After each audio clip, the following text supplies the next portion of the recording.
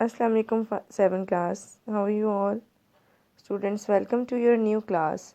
Let's start first lecture. Our first unit is heating and cooling. बेटा heating किसी भी चीज़ को गर्म करने को और कूलिंग किसी भी चीज़ के ठंडा होने को कहते हैं। यानी किसी भी चीज़ को टच करके या किसी भी चीज़ का टेम्परेचर मेजर करके हम ये बता सकते हैं कि ये गर्म है या ठंडी है। ठीक है जी। आज हम इस लेक्चर में ये पढ़ेंगे कि किसी चीज़ का टेम्परेचर अप या डाउन कैसे होता है। ठीक है जी। Let's start reading. Heating and cooling. Touch something hot and your senses immediately tell you to pull your hand away. जब आप किसी भी गर्म चीज़ को टच करते हैं तो आपकी सेंसेस फौरी तौर पे आपको ये बताती हैं कि आपने अपना हाथ पीछे खींच लेना है। Hotness is about the amount of heat energy an object has. Hotness या किसी भी चीज़ की गर्मी या जिसे आप हिद्दत भी कहते हैं, वो उस हीट एनर्जी की अमाउंट है, उस हीट एनर्जी की मिकदार है जो किसी भी ऑब्जेक्ट में मौजूद होती है। A spark from a fire work may be very hot. यानी फायर वर्क जैसे कि आपको इस डायग्राम में सामने दिखाया गया है, वो उससे पैदा होने वाले जो शोले हैं वो काफ़ी गर्म हो सकते हैं। But it will not hurt very much, लेकिन वो आपको नुकसान नहीं पहुंचाएंगे because it doesn't contain much heat energy, क्योंकि इसके अंदर हीट एनर्जी इतनी ज़्यादा नहीं होती है। However even though a cup of T may not be very hot, लेकिन एक चाय का जो कप है वो इतना ज़्यादा गर्म नहीं हो सकता। It can still burn the tongue because it contain lot of heat energy. लेकिन फिर भी यानी अगर आप कप को हाथ लगाएं तो इतना गर्म नहीं फील होगा, लेकिन अगर आप बहुत गर्म चाय पीते हैं तो आपकी टंग ऐसा महसूस होता है कि वो जल जाती है। ठीक है, उसको काफ़ी ज़्यादा डैमेज पहुंचता है क्योंकि एक्चुअली इस टी के अंदर काफ़ी ज़्यादा हीट एनर्जी मौजूद होती है। देखिए जी नेक्स्ट पेज पे, टेम्परेचर ऑफ हीट। आप हीट का टेम्परेचर कैसे मेजर कर सकते हैं? Heat and temperature are not the same. दोनों चीज़ें सेम नहीं होती, हीट और temperature.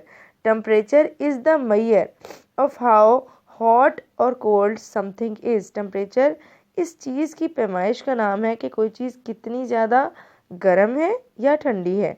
It is measured in degree Celsius. इसको हम डिग्री सेल्सियस या हम कॉमनली इसको कहते हैं डिग्री सेंटीग्रेड्स, इसमें मेजर करते हैं। Temperature is measured with a thermometer. Temperature को हम थर्मोमीटर की मदद से बेटा मेजर करते हैं। Heat is the transfer of energy from a higher temperature object to a lower temperature object. Heat क्या है? हीट किसी भी गर्म जिस्म से ठंडे जिस्म की तरफ हीट के यानी गर्मी के टेम्परेचर के ट्रांसफ़र होने का नाम है। It is measured in joules. इसको हम जाउल्स में मेजर करते हैं और किलो जाउल्स। ठीक है जी। उसके बाद आगे देखिए, you already know that solids, liquid and gases are made up of tiny particles. आपको पहले ही पता है कि सॉलिड, लिक्विड और गैसेस तमाम जो हैं उनके बहुत छोटे छोटे से पार्टिकल्स होते हैं, ज़रात होते हैं। ये आप पहले भी क्लासेस में पढ़ चुके हुए हैं बेटा। These particles are moving about all the time. ये पार्टिकल्स चाहे वो सॉलिड के हों, लिक्विड के हों या गैस के हों, हर टाइम मूव कर रहे हैं, हरकत में हैं। The more energy the more energy the particles have, जितनी ज़्यादा एनर्जी इन पार्टिकल्स में मौजूद होगी, the more they move about, उतना ही ज़्यादा ये मूव करेंगे। The opposite is also true. इसका ऑपोजिट भी ठीक है। एज दे लूज एनर्जी, के जितनी ज़्यादा एनर्जी इसमें से चली जाएगी, दे मूव अबाउट लेस, उतनी ही उनकी जो मूवमेंट है वो कम हो जाएगी। यानी उसके अंदर एनर्जी ज़्यादा आएगी तो वो ज़्यादा तेज़ी से मूव करेंगे। अगर एनर्जी उसमें से कम हो जाएगी किसी भी ऑब्जेक्ट में से, किसी भी पार्टिकल में से, तो वो उनकी मूवमेंट स्लो डाउन हो जाएगी। ठीक है जी। This change in energy is what heat is. यानी इस चेंज को, एनर्जी की तब्दीली को, एनर्जी के ट्रांसफ़र को हम हीट कहते हैं। ठीक है जी। एज अ सॉलिड कूल्स, जैसे जैसे कोई सॉलिड कूल अप होता है, ठंडा होता है, हीट एनर्जी इज़ रिमूव्ड, तो उसमें से हीट एनर्जी खारिज हो जाती है, निकल जाती है। The particles will move more and more slowly, और इसी वजह से पार्टिकल्स की मूवमेंट स्लो हो जाती है until they stop moving altogether, और एक वक्त ऐसा आता है कि ये बिल्कुल हरकत करना रुक जाते हैं. The temperature at which the particles stop moving is called absolute zero. वो टेम्परेचर जिस पे पार्टिकल्स की मूवमेंट स्टॉप हो जाती है बेटा, उसको हम एब्सोल्यूट ज़ीरो टेम्परेचर कहेंगे. Absolute zero is the temperature at which the materials has no heat energy. Absolute zero ही वो टेम्परेचर है जिस पे कोई हीट एनर्जी किसी ऑब्जेक्ट में मौजूद नहीं रहती है. This temperature is -273 degree centigrade, और इसको हम -273 डिग्री सेंटीग्रेड कहते हैं. ये देखिए जी आपके सामने क्या मेंशन किया हुआ है. For scientific work it is convenient to use temperature scale starting at absolute zero. यानी साइंटिफिक वर्क के लिए ये बहुत ज़रूरी है कि एब्सोल्यूट ज़ीरो स्केल से कोई भी रिसर्च वर्क या कोई भी प्रैक्टिकल वर्क स्टार्ट किया जाए. This temperature scale is called the kelvin scale, और इस टेम्परेचर स्केल को हम केल्विन स्केल बोलते हैं. It starts at absolute zero and has degree which are same size degree on the Celsius scale. यानी इसकी केल्विन स्केल की जो डिग्री का साइज़ है वो बिल्कुल इक्वल है डिग्री सेल्सियस की. देखिए आपके सामने ये डायग्राम में केल्विन स्केल और सेल्सियस स्केल दोनों की डिग्रीज बताई गई हैं. ठीक है जी, ये आपको स्टडी कर सकते हैं. नेक्स्ट टॉपिक देखिए, heat is about moving particles. Heat जो है वो पार्टिकल्स के मूवमेंट का नाम है, हरकत करने का नाम है. You have learned that everything is made up of particles. आपने पढ़ा है कि हर चीज़ जो है वो पार्टिकल्स से बनी है. कॉल्ड एटम्स एंड मॉलिक्यूल, जिसको हम एटम एंड मॉलिक्यूल कहते हैं. They are constantly on the move, either vibrating और मूविंग फ्रीली. यानी ये हर वक्त मूव कर रही हैं, हरकत कर रही हैं पार्टिकल्स, चाहे वाइब्रेशन की शक्ल में हो चाहे फ्रीली मूवमेंट हो.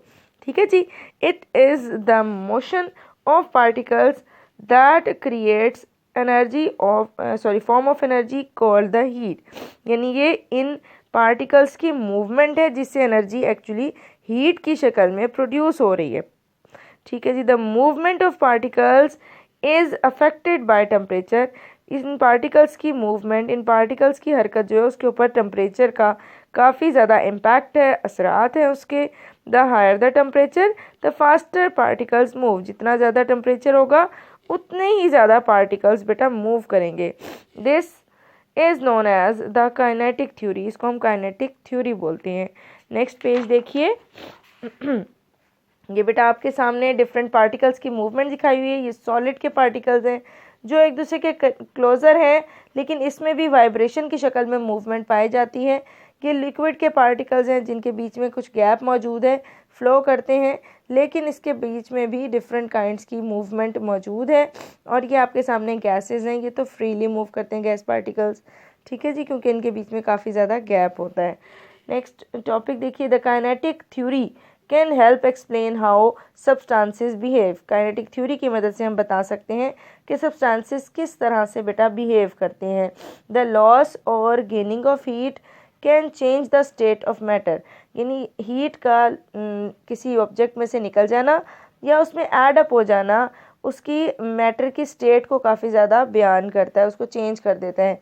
Melting, if the solid is warmed. अगर कोई सॉलिड गर्म किया जाता है, its particle move faster until they break free and become part of a liquid. जैसे कि आपको एग्जांपल देना चाहूँगी आइस की, कि जब हम आइस को हीट अप करते हैं, गर्म करते हैं, तो उसके जो पार्टिकल्स हैं उनकी मूवमेंट तेज़ हो जाती है, और एक टाइम ऐसा आता है कि वो सॉलिड स्टेट में नहीं रहता है आइस और लिक्विड फॉर्म में आ जाता है. ठीक है जी. नेक्स्ट देखिए, evaporation. If heat is applied to a liquid. अगर किसी लिक्विड पर हीट अप्लाई की जाएगी, the particles move faster still. तो भी पार्टिकल्स तेज़ी से मूव करेंगे. At the surface the faster particles break free to form a gas above it. यानी जब सरफेस तक पहुंचते हैं ये फास्ट मूविंग पार्टिकल्स, तो वो इस लिक्विड पार्ट में से निकल जाते हैं और गैस बन जाते हैं. इसको हम एवेपोरेशन बोलते हैं बेटा. जैसे कि आपने देखा है कि लिक्विड जो है वाटर वो स्टीम की शक्ल में आ जाता है. नेक्स्ट देखिए, condensation. When heat energy is removed from a gas, जब किसी भी गैस में से हीट एनर्जी को कम कर दिया जाता है, निकाल दिया जाता है या कंडेंस कर दिया जाता है, इट्स टेम्परेचर फॉल्स, तो उसका टेम्परेचर कम हो जाता है। The gas particles slow down, उनकी मूवमेंट हल्की हो जाती है, एंड मूव क्लोजर टुगेदर, और एक दूसरे के करीब आ जाते हैं, ठीक है, उनका गैप कम हो जाता है। Eventually they will come close enough to form a liquid, और इस तरह से वो इतने ज़्यादा गैस पार्टिकल्स एक दूसरे के करीब आ जाते हैं बेटा कि वो लिक्विड बना देते हैं। फ्रीजिंग देखिए, एज अ लिक्विड कूल्स, जैसे जैसे एक लिक्विड ठंडा होता है, द पार्टिकल्स स्लो डाउन, तो पार्टिकल्स की मूवमेंट हल्की हो जाती है। Eventually they will start to form a framework, और इसका नतीजा क्या निकलता है कि वो एक फ्रेमवर्क बनाना शुरू करते हैं, which is like that of a solid, जो कि बिल्कुल सॉलिड के मिलता जुलता होता है। Mass is conserved in these changes of states, यानी चाहे वो एक फॉर्म से दूसरे में, सॉलिड से लिक्विड में, लिक्विड से गैस में, गैस से दोबारा लिक्विड में, किसी भी फॉर्म में चेंजिंग हो रहे हैं, मैस हमेशा कंजर्व रहेगा। यानी पार्टिकल्स का जो मैस है वो बेशक एक फॉर्म से दूसरे फॉर्म में चेंज हो जाएगा, लेकिन उसकी अमाउंट सेम रहेगी। The actual particle,